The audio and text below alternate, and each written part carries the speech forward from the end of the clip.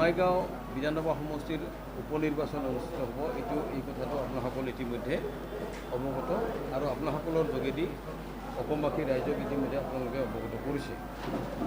আমি বঙাইগাঁও সমষ্টিৰ প্ৰাৰ্থী বাছনিৰ ক্ষেত্ৰত আমি গণতান্ত্ৰিক প্ৰক্ৰিয়া যাতে আমি গণতান্ত্ৰিক ভিত্তিত যাতে আগবাঢ়িব পাৰোঁ, প্ৰক্ৰিয়া যাতে আমি ভাল ৰাখিব পাৰোঁ, তাৰ কাৰণে আমি প্ৰচেষ্টা হাতত লৈছোঁ। ইয়াত আমাৰ দলৰ বিশেষকৈ সমষ্টি কমিটি আৰু জিলা সমিতিৰ ফালৰ পৰা আমাৰ যোৱা মাহৰ 5 তাৰিখে এখন বাছনি কমিটি গঠন কৰি দিছিলে আৰু এই বাছনি কমিটিখন 13 জনীয়া, তাৰে মোকেই মানে সভাপতি হিচাপে দায়িত্ব দিছিলে আৰু সেইমতে আমি বাছনি কমিটিৰ কেইবালানীয় সভা আমি ইতিমধ্যে অনুষ্ঠিত কৰিছোঁ আৰু প্ৰাৰ্থী বাছনিৰ ক্ষেত্ৰত যাতে সম্পূৰ্ণ আমাৰ গণতান্ত্ৰিক প্ৰক্ৰিয়া আমি মানে বজাই ৰাখিব পাৰোঁ, তাৰ কাৰণে আমি ব্যৱস্থা হাতত লৈছোঁ। মই আগৰ সভাতেও আপোনালোকক কৈছোঁ যে আমাৰ অসম গণ পৰিষদ দলৰ যেনেকৈ সমষ্টি ভিত্তিত এখন কমিটি আছে, সেইখন হ'ল আমাৰ বিধানসভা সমষ্টি কমিটি। সেই একেধৰণে আমাৰ মহিলা বিধানসভা সমষ্টি কমিটি আছে, যুৱ আছে, কৃষক আছে, এনেধৰণৰ আমাৰ কমিটিবিলাক আছে আৰু গাঁও পঞ্চায়ত লেভেলত আমাৰ যি কমিটি আছে সেইখনক আমি আঞ্চলিক কমিটি বুলি কওঁ। কিন্তু নগৰতো আমাৰ দুখন কমিটি আছে নগৰত, এটা হ'ল উত্তৰ বঙাইগাঁও আঞ্চলিক কমিটি আৰু এখন দক্ষিণ বঙাইগাঁও আঞ্চলিক কমিটি আৰু এখন ৰেল নগৰী হিচাপে আমাৰ বঙাইগাঁৱত এখন আমাৰ কমিটি আছে। এই কমিটিবিলাকৰ ফালৰ পৰা আমি ডিৰেক্টলি এটা কৌশলগত কাৰণত আমি চিধাচিধিকৈ প্ৰাৰ্থীৰ পৰা আমি আবেদন বিচৰা নাই, কোনো প্ৰাৰ্থীৰ পৰা আমি আবেদন বিচৰা নাই। তাৰ পৰিৱৰ্তে আমাৰ আঞ্চলিক কমিটি, মহিলা পৰিষদ, যুৱ পৰিষদ, কৃষক ইত্যাদি আমাৰ এই কমিটিবিলাকৰ ফালৰ পৰা তেওঁলোকৰ মনোভূত যদি কোনোবা প্ৰাৰ্থী আছে, কোনোবা ব্যক্তিক যদি তেওঁলোকে বিচাৰে আগন্তুক উপনিৰ্বাচনৰ প্ৰাৰ্থী হিচাপে, আমি তেখেতসকলৰ মতামত লিখিতভাৱে আমি আমাৰ কমিটি বিচাৰিছোঁ আৰু সেইমতে তেখেতসকলে আমাক লিখিত দিছে।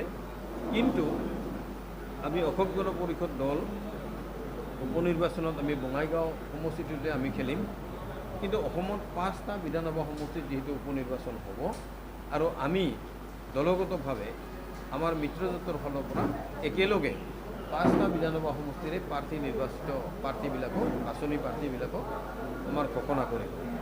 সেইমতে নিৰ্বাচনৰ দিন ঘোষণা হোৱা নাই আৰু আমি আমাৰ প্ৰাৰ্থীও আমি ঘোষণা কৰিব বিচৰা নাই।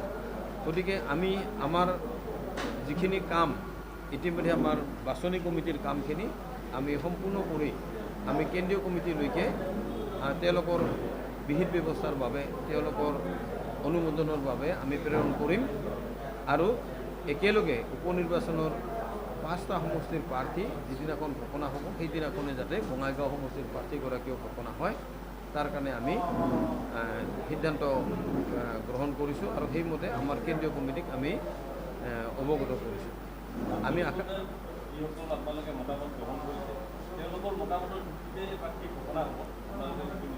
আমি আঞ্চলিক কমিটি, আমাৰ দলীয় যিকেইটা আমাৰ সংগঠন আছে, সাংগঠনিক দিশত যিকেইটা কমিটি আছে, সেইবিলাক কমিটিৰ মতামত আমি লৈছোঁ আৰু তাৰ পৰাই আমি প্ৰাৰ্থী আমি বাছনি কৰোঁ।